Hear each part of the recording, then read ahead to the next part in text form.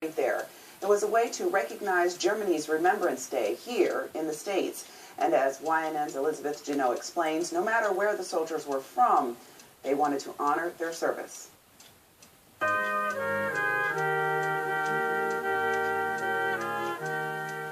We're celebrating 6 German prisoner of wars which died after the war, and they didn't have anybody to come home to be sent home to. So there are people around here where they worked on farms.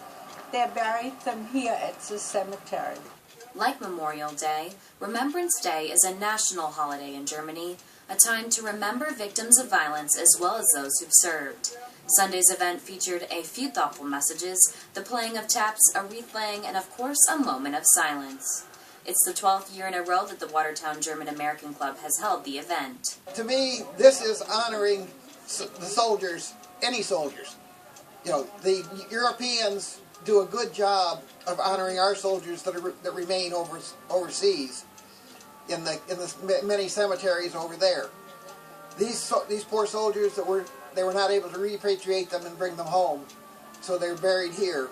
Even though the U.S. and German forces clashed in World War II, those differences are put aside on Remembrance Day because they say anyone who serves their country deserves to be honored.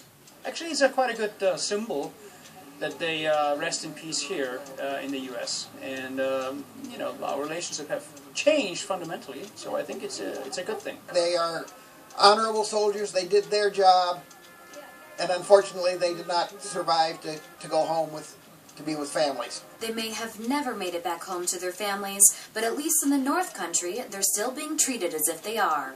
On Fort Drum, Elizabeth Janot, YNN. An Italian prisoner of war is also buried in the Fort Drum Cemetery.